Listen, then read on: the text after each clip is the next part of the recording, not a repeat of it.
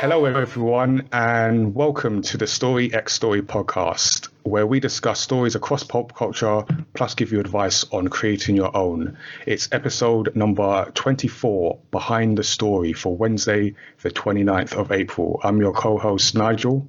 I'm Tazziii, streamer and co-host. And our guest today is a independent comic artist from the Netherlands, Renee Rienties, which I think I pronounced terribly, but hello, Renee, and apologies. Hello. How are you doing? Perfect. It's perfect? All right, cool. All right, she said it was perfect, so let's move on.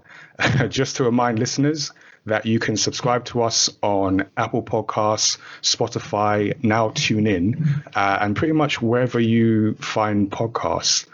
You can send us feedback and questions to feedback@mayamada.com, or just shout at us on social media at mayamada on Twitter, mayamadatees on Instagram, or Tazziii with 3 eyes on both. So let's get to know our guest for today. So like I said, Renee is a comic artist from the Netherlands, and I've never visited the country, but did meet Renee in Malta, of all places, when we went to the Malta Comic Con, which was a really good time. If anyone just happens to be by Malta around, was it November that we met? Yeah, I believe November, yes. November, yeah. So if you happen to be in Malta around November, it's a small place, you can just stop by and drop in on their comic convention. Obviously, right now, don't go anywhere because we are still under global pandemic lockdown situation. So before we get into specific questions around Renee's work, just wanted to ask you, as independent creative, how, if at all, the current pandemic and sort of stay-at-home orders across much of the world have affected you and your work, if at all? What affected for my work? Luckily, not too much. Have you seen not stuff is not changing much. I work from home, so my life is pretty much the same. Okay. But yeah, I do start noticing from like client work I have, being put on hold or cancelled because of everything that's going on. Not much, but yeah, there's some changes there. Yeah. All right, that sounds really positive, actually, that for the most part you're saying you've been able to continue working. Yeah, luckily I have. So, yeah. Cool. Yeah, I know, like, Tanya, you were similar in that, because you were saying you've actually got busier now. Yeah, so for me, obviously I do a lot of online content creation, so I can still do the bulk of that.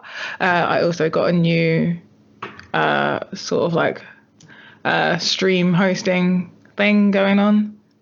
Okay. So that's like daily. So yeah, it's pretty good for me. And everyone's at home, so I feel like I must be making I need to make like a ton more content. Yeah. It's an unfortunate an unfortunate benefit for me.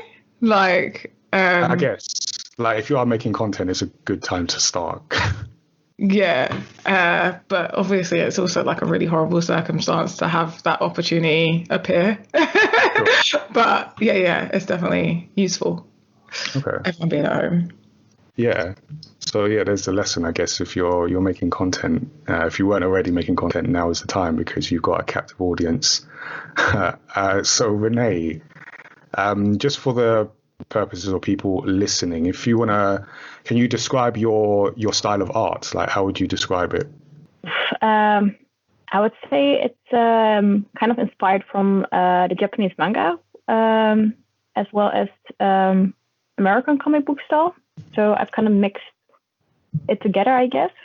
Yeah, I did notice that in your work. Are there any specific manga influences that you have? One of my greatest inspiration is Junji Ito. His work on horror and creepy stuff is amazing. Cool. That definitely comes through. We're going to talk about that in a little bit, that horror style. But before we do, I noticed on your website, so you got a few things, like a few bits of work that you've done for other companies, and one of them being a company called Ziggo. Am I pronouncing that right? Yes, Okay. It's Ziggo. And from my intensive research, I discovered that they are the largest cable operator in the Netherlands. Yeah, they do like specifically what I did for was Ziggo Sport, but they have like a lot of different channels and Cool. cable company. So you did a project with them, and how did that come about?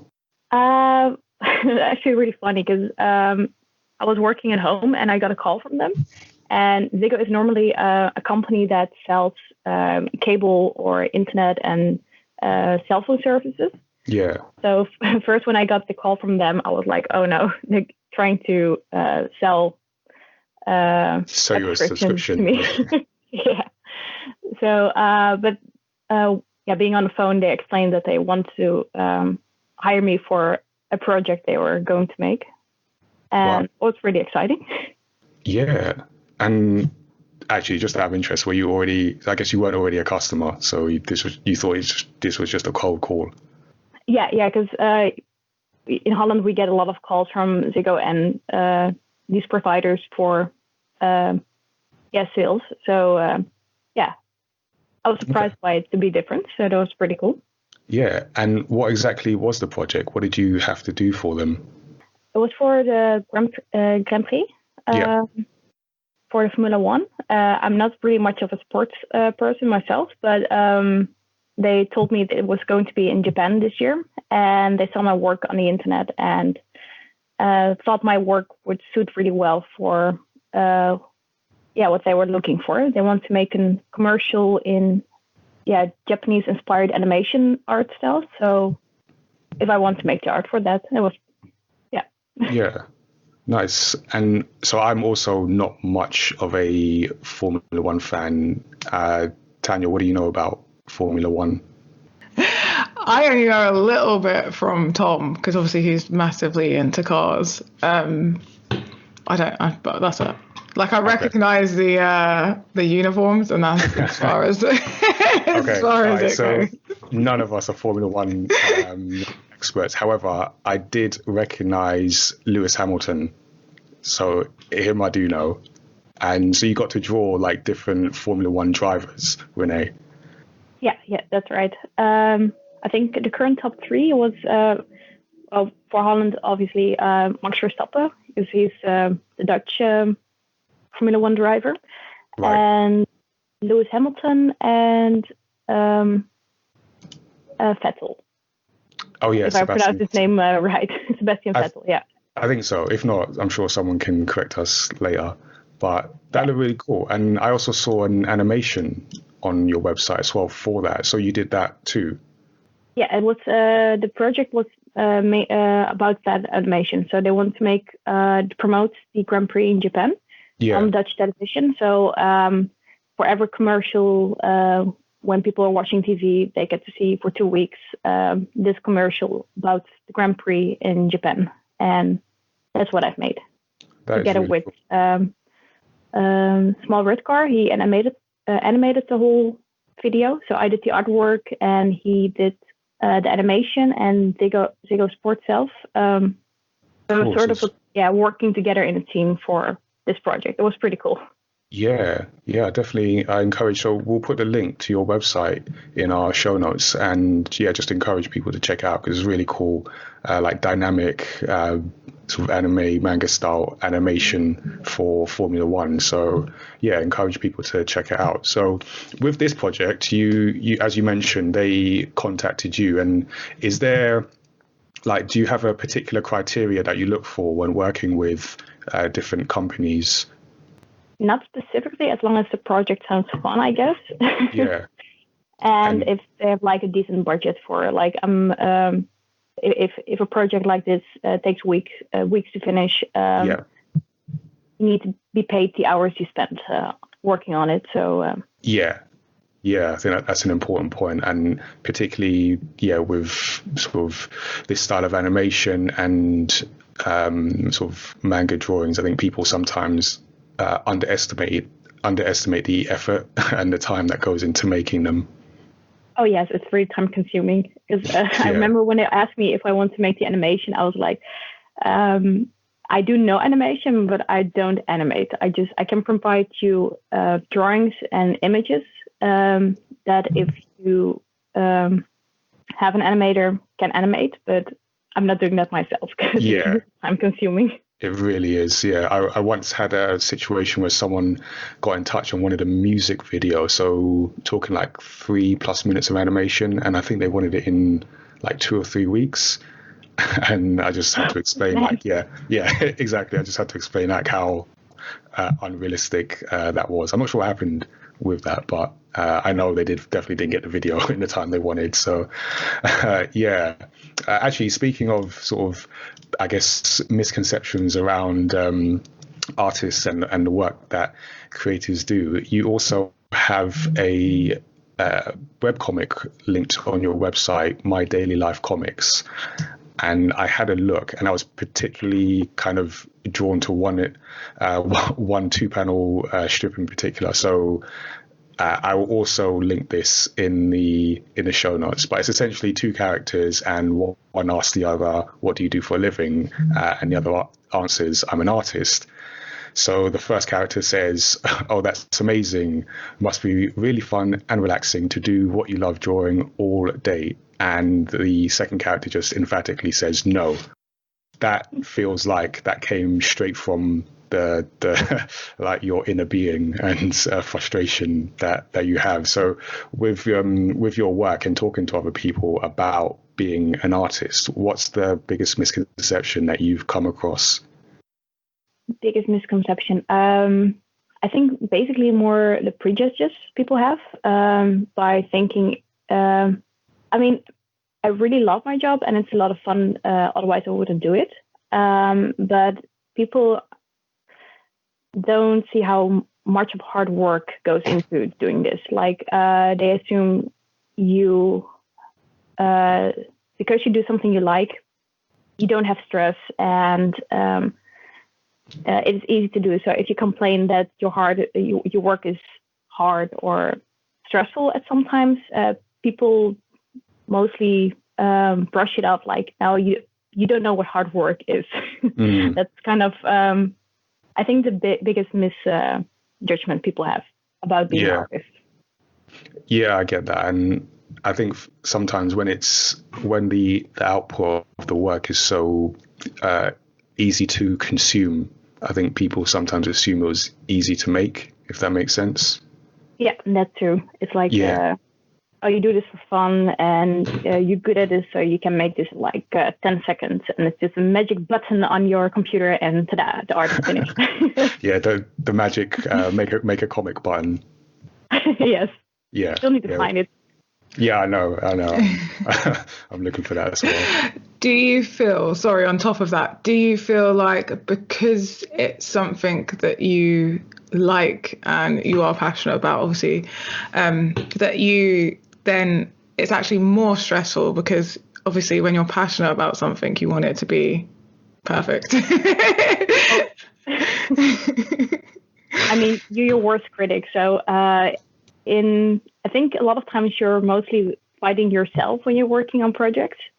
But it's also very challenging and in the end rewarding once it's done. Like you put the efforts into making something out of nothing, basically.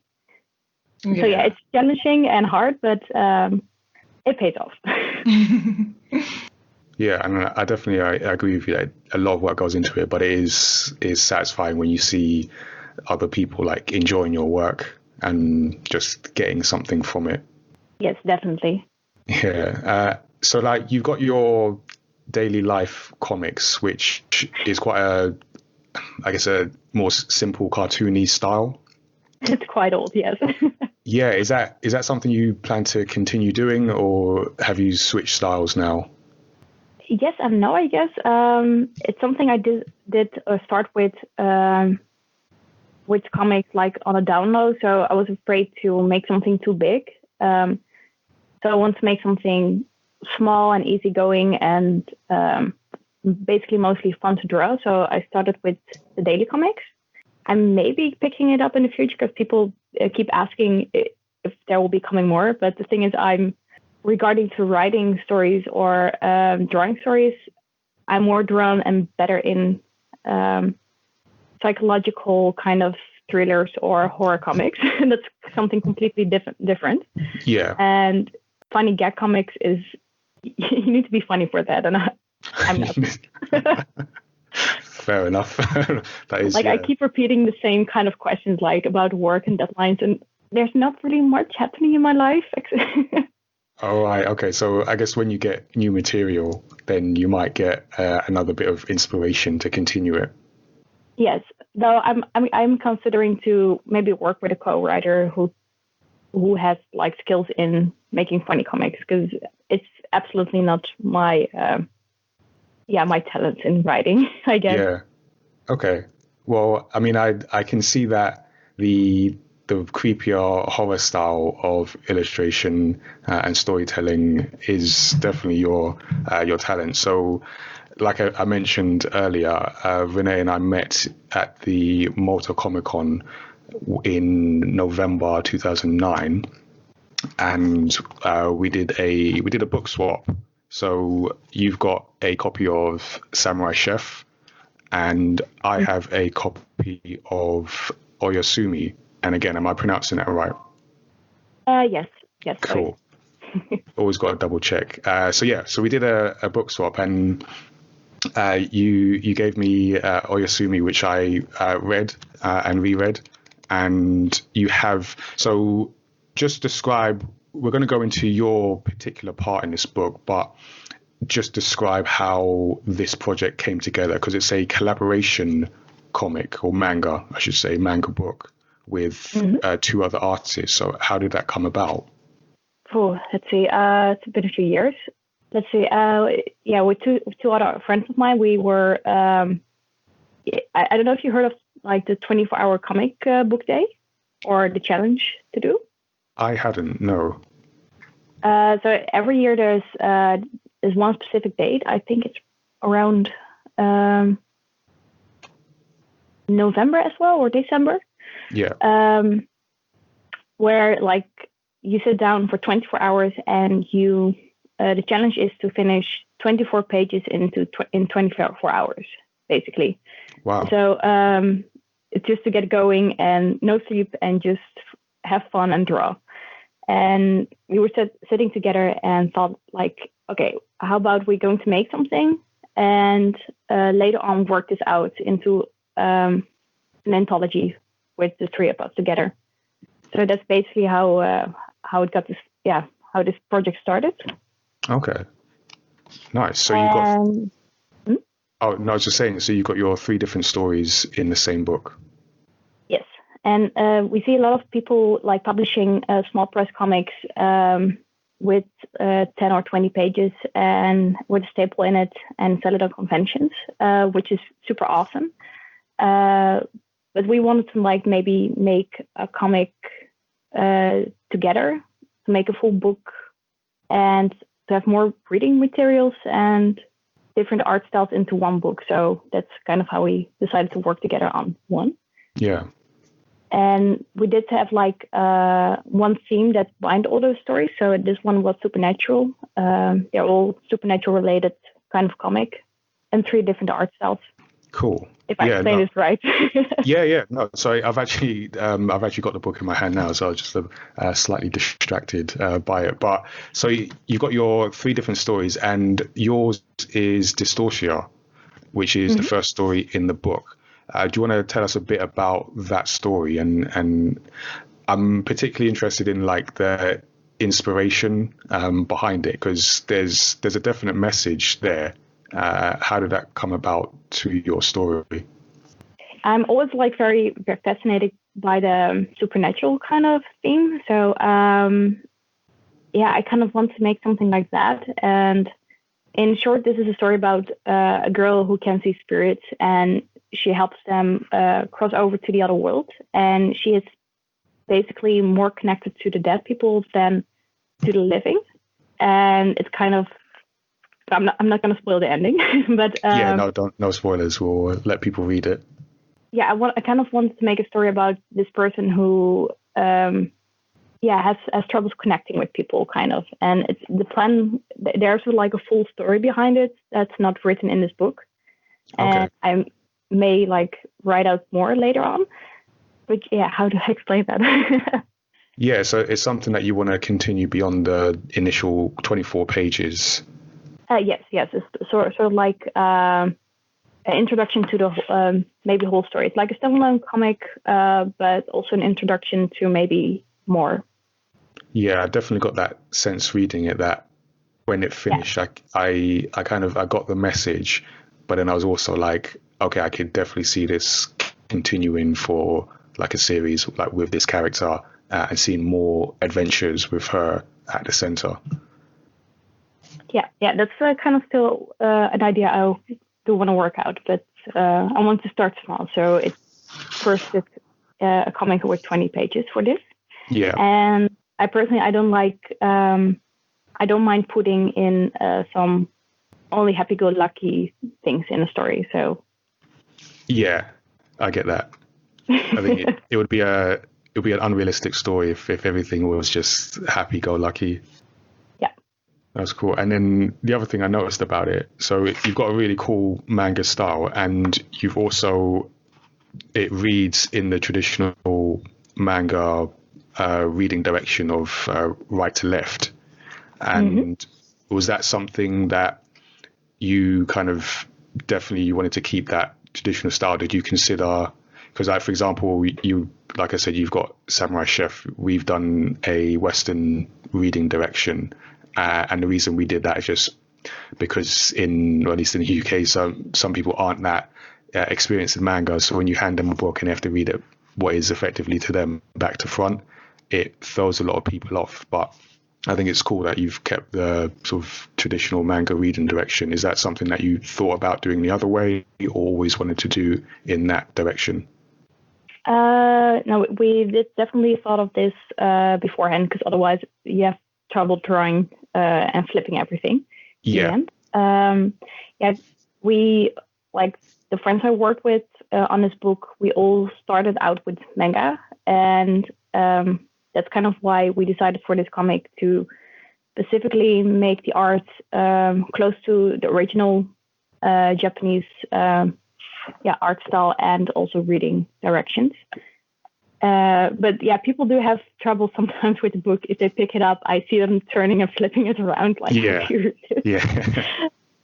Which is why it's something they are open for to read. Like they're looking how to read it, but don't mind trying.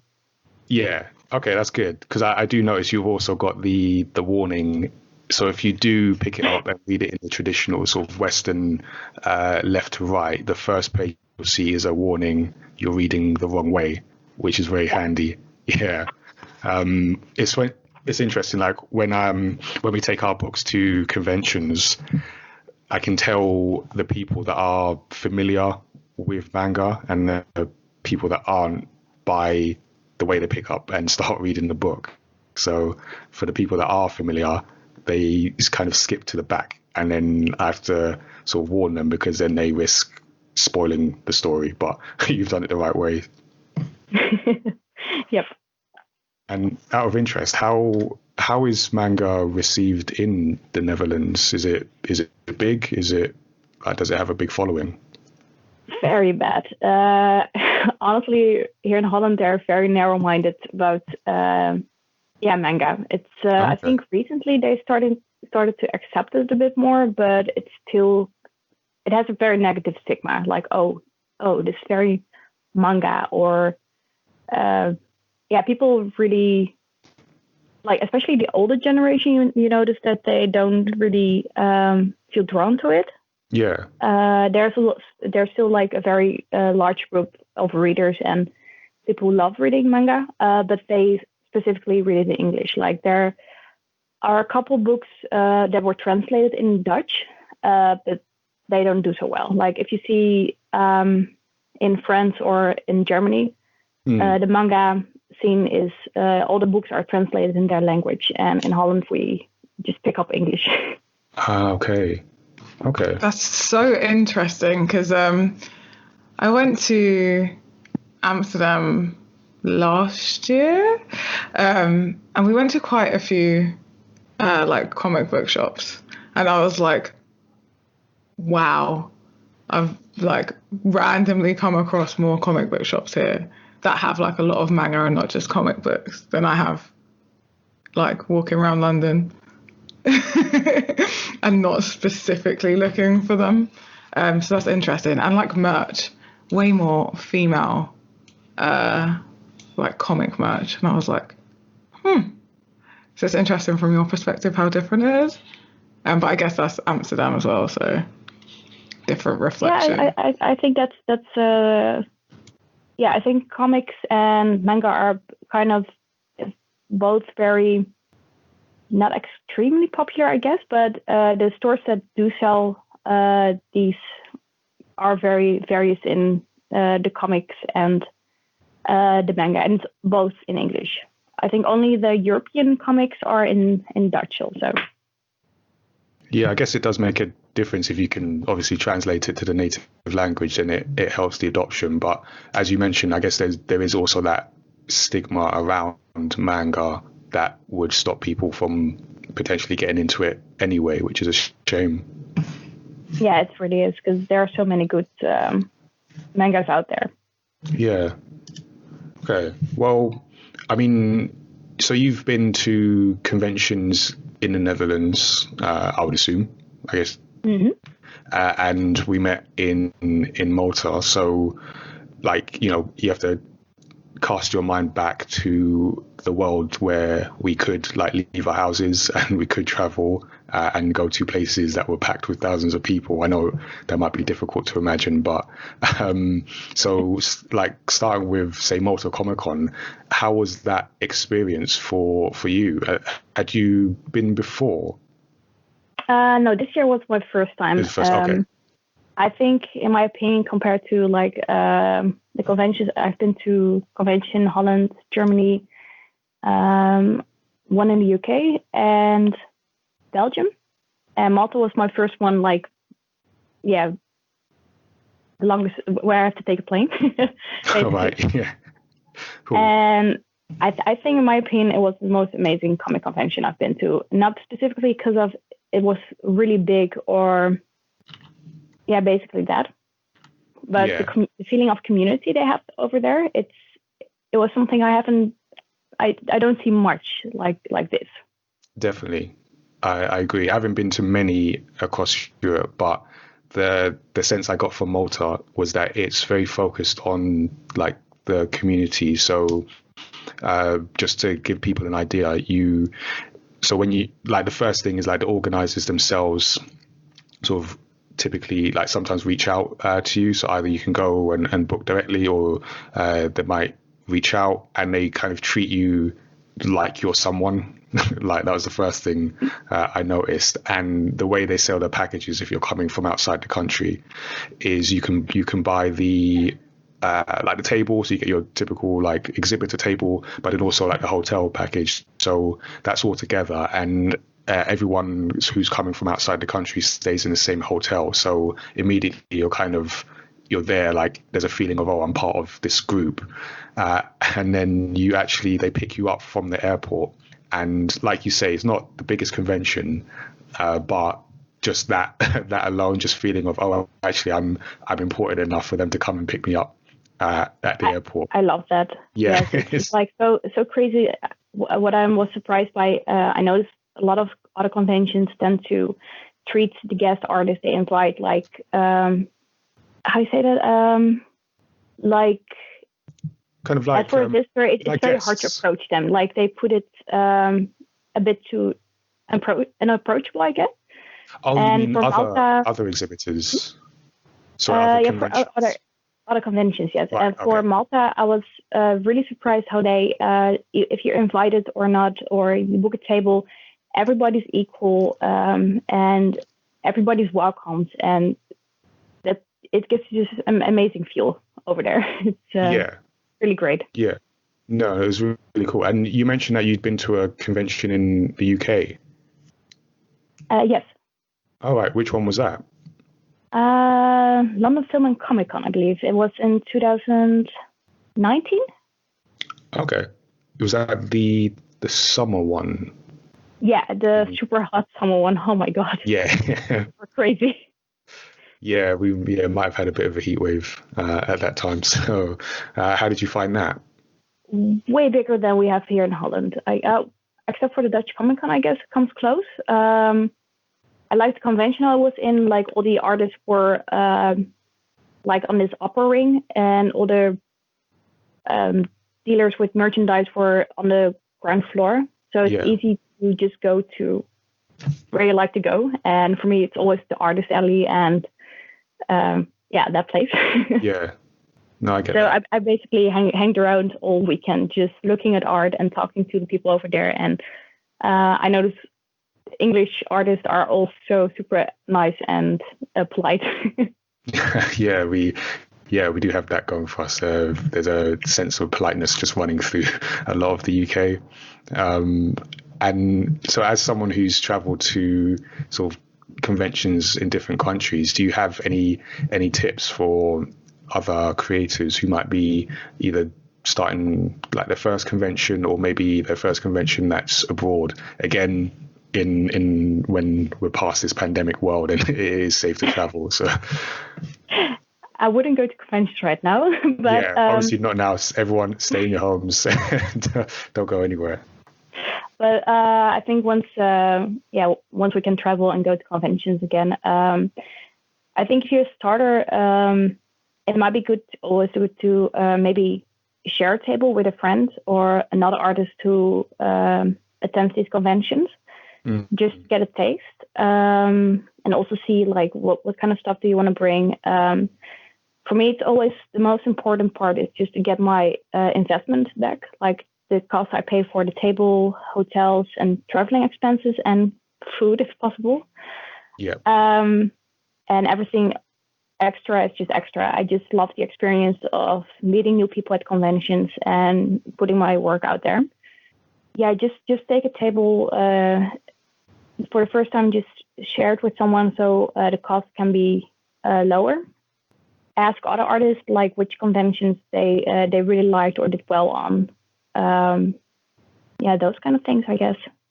Yeah, no, that makes sense. I think certainly if you're someone who's looking to go to their first convention or first convention abroad, definitely look at it as a experience, a learning experience. Obviously, you want to cover your costs and that side of things, but it's the way I've seen it's definitely like, okay, I'm going for the experience. Once it's done, I'm gonna review it, learn. But while you're there, definitely make the most of the experience as a whole as you can. And I think also think for yourself, like, what do you want to do when you get there? Because I think for making sales, it might be good to get a table and just focus on that. But it's also very good, and some advice I can give to everybody is to build up a network. So talk to other artists, show your work, get to know the community. This I always find like the greatest part and the most fun part to do at conventions, and it can help you a lot also to grow. Yeah, that makes sense. And like, do you have a favorite convention? Is Malta the favorite? A couple, I guess. I think my number one at the moment is Malta. Like, from all the conventions I've been to, definitely go there. It's amazing. I think for both making sales, it's great, and but most importantly, what we talked about before, the feeling of community out there, being in the same hotel as everybody else, the famous karaoke party they organize over there. It's basically a couple creative people hanging out and getting to know each other, kind of vibe you have there. Yeah. That's what I really like. I think besides Malta, I really like Stuttgart in Germany. That one is great for sales.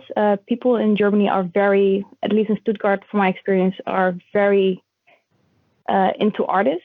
So they mainly go, from my experience, go to the convention to meet artists or support them instead of focusing on just the merchandise or actors.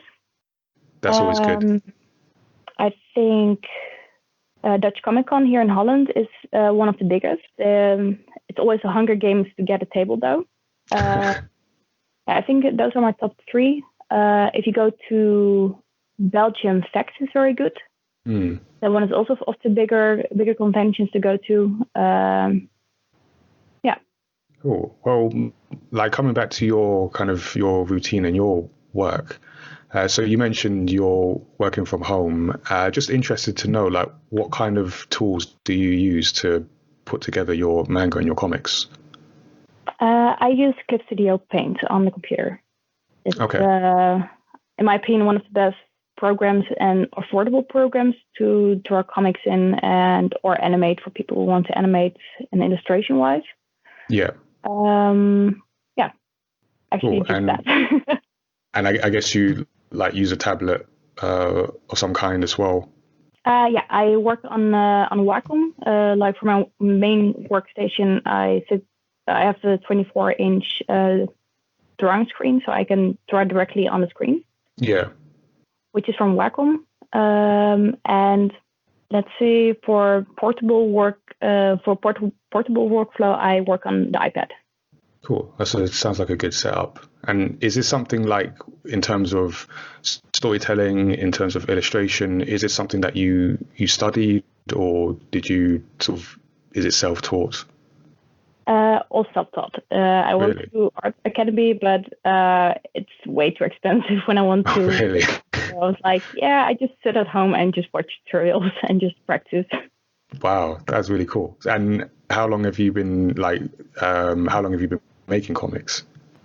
Not that long. I think 2016 was my first try in making comics. That was the Daily Live comics. And after that one, I actually started with Oyasumi as the next project in comics. Yeah, I'm always interested how many people I meet who are self-taught, and I guess how not easy. I was going to say easy, but how accessible it is to get the materials to learn to become an artist. And obviously you need a bunch of time and patience and that. But yeah, it's just interesting to know how many people are self-taught versus have gone through some particular education program. Yes, it's especially these days with the internet, it's so easy to have access to all this knowledge. And I think for me also the comic conventions was a big game changer for me for making comics, because you meet a lot of people who are in the industry, and also actually some advice. Don't be afraid to walk up to them and ask some advice and show your work, because I've learned so much from just doing that. And I think people are usually more approachable than you think they might be for the most part. Definitely. Yeah. Cool. All right. I'm always afraid to bug people and bother them, like, hey, do you want to look at my work and give some feedback? And probably bothering them, but most of the times they're super happy to meet younger aspiring artists. So just go for it. Yeah. Cool. All right. No, thanks for those tips. So I've got another question to ask. If you have a tip for specific to storytelling and for creating stories. I don't know if you have something in mind where you can pass on a tip for people who might be aspiring artists or storytellers, something to keep in mind as they're making their stories. I'm going to be very honest. I'm not very good at storytelling or writing, in my opinion. Yeah. I think I would recommend to, depending what you want to, if you really specifically want to write stories yourself, maybe ask some feedback from people, let them read it, see how, because sometimes the things you have in your head and you put it on paper don't always translate well to a person who has no knowledge of it, of the whole story and the world you have in mind. Yes. So that is such a good tip. As for me, what I'm doing is I'm working with writers.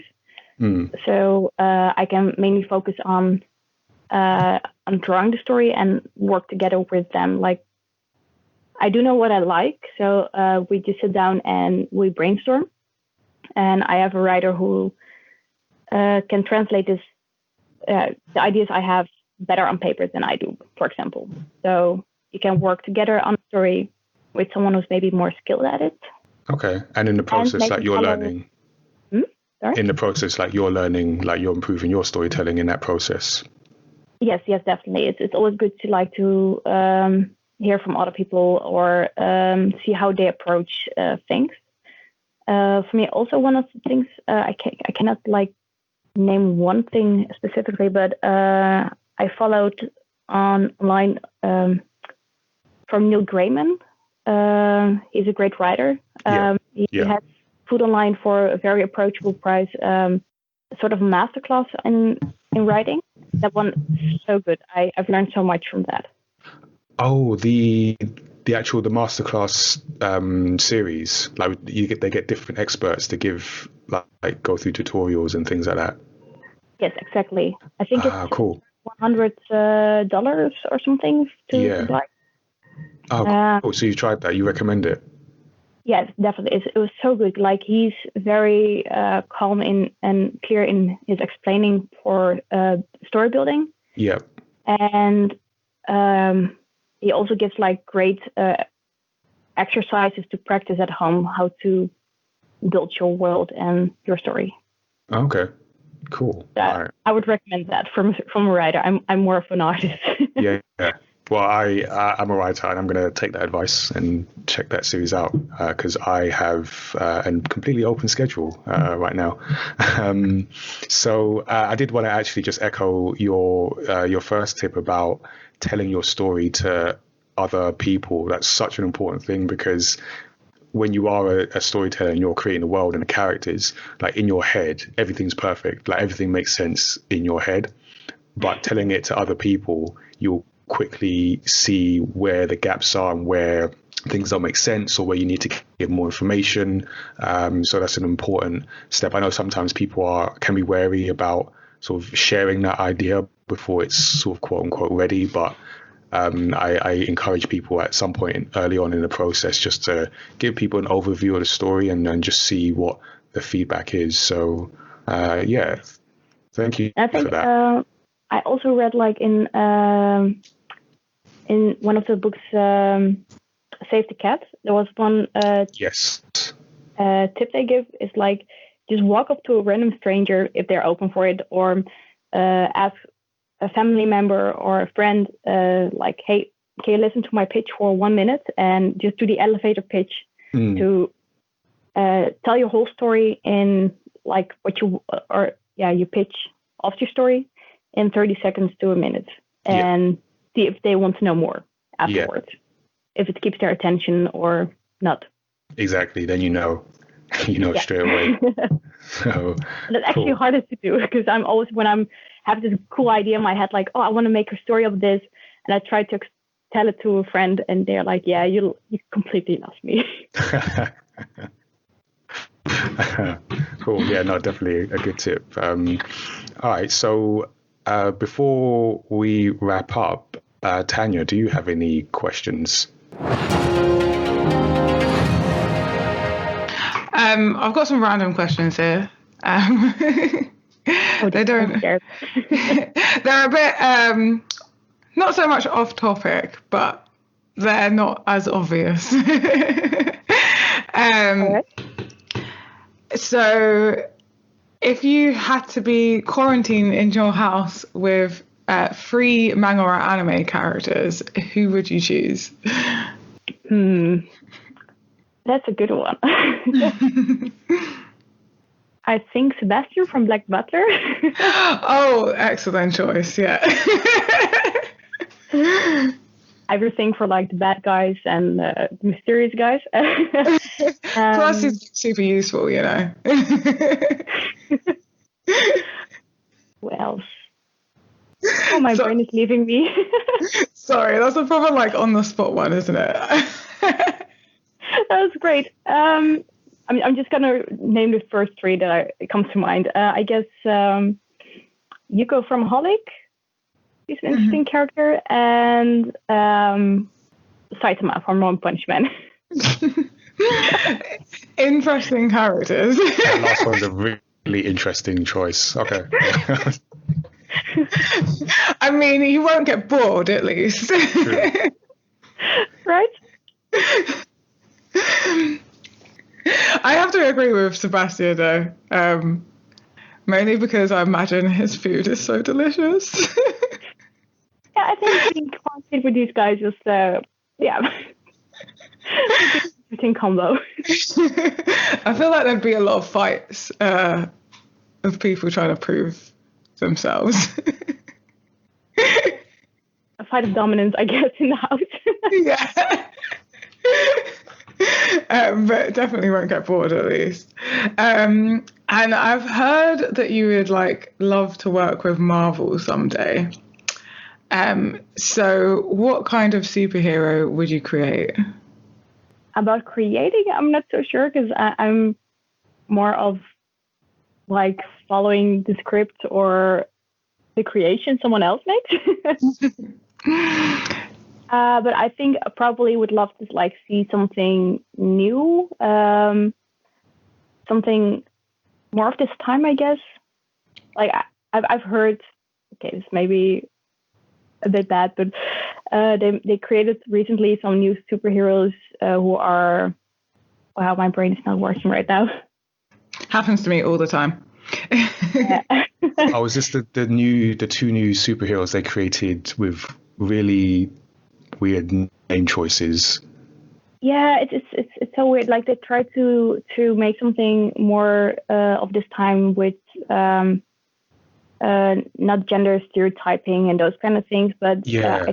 they really did a horrible job on doing that. Because So they called one of them Snowflake and the other Safe Space or something. Oh god, just weird. They're just weird names. Oh wow. On their own, and yeah, I didn't get that. Hopefully they it sounds like kind of a pun to this generation, like, oh, you guys are special little snowflakes, so we call this hero Snowflake or something. And yeah, it's no, I don't like them. Ooh. So maybe if we like renamed those. I mean, the idea of them representing a group that's not so represented would be good, but how you do it is important, right? I think I would redesign them as well as change their names, I guess, like make it something more appealing and not like to try not to stereotype, but they still stereotype it with the colors and those kind of things. It's, yeah. I would try it differently, I guess. Cool. Yeah, I get that. Yeah, you can represent someone without making that representation the like main picture. It's like, yeah, I think there are so many good series who did a great job on these kind of changes, like Steven Universe or She-Ra. They did a great job on those. So if I was Marvel, I would ask more advice from these creators. So I would be totally up for more diverse superheroes and more of this time, I guess. 100%. That sounds great, though. And then we've spoke about it a lot on our podcast. We've done a whole podcast on sort of like what stories we're sort of catching up on at the moment. So is there any stories that you haven't really had the time to, and now, I mean, you've said that your work's not changed much, but do you have a little bit more time to read maybe some stories that you missed that you're catching up on at the moment while we're in lockdown? I'm actually quite occupied with a lot of things, but I did recently bought a new book, which I'm curious to read. It's not specifically a American comic or a manga. Laura Dean keeps breaking up with me. I found the art very cute and appealing. Cool. And then lastly, where can people find you and what projects are you working on currently that you want us to shout out? That's Art of Renee Rienties. So, how to spell that? Try to Google it, I guess. We can add it in the show notes, yeah. It's a mouthful. And I think I will be slowly showing more of my projects I'm working on right now on that. So I would say keep an eye out. Yeah. Awesome. And is there anything in particular that you're working on at the moment that you can talk about, or is it just a case of keeping an eye on your social media? I guess for the interesting stuff, keep an eye out. And for recent stuff, I just finished a children's book I've worked on, also for Formula One related stuff that came out today. So you can look that up. It's in Dutch though. Awesome. Thank you. So for our audience, if you do have any questions or feedback that you'd like to send in, you can do so at the usual at feedback@mayamada.com, at mayamada on Twitter, and at mayamada_tees on Instagram. Thank you, Renee, for joining us. It's been really good speaking to you. Yeah, likewise. Thank you for inviting me. Oh, happy to. So just to remind listeners that you can obviously listen to this episode and all our other episodes of Story X Story on Apple Podcasts, on Spotify, TuneIn, and pretty much wherever you listen to podcasts. Although if there's a place where we're not listed, please let us know because I can add it. You can also help us reach more people by sharing the podcast and just giving us good reviews on Apple Podcasts because that helps too. We also make our own stories. So we have our own universe of manga, which you can check out at mayamada.com/manga. And we have some news on Gamepad. We've been thinking about some ideas of Gamepad, but online. So stay tuned for that. We'll have more episodes, more interviews coming up. So just follow us, subscribe, and you'll be notified when new episodes go live. And just a final reminder that our email address is feedback@mayamada.com. You can send us your feedback on anything we've discussed today. And the website is Story X Story. Let me try that again. And the website is mayamada.com/Story X Story. Until next time, stay tuned.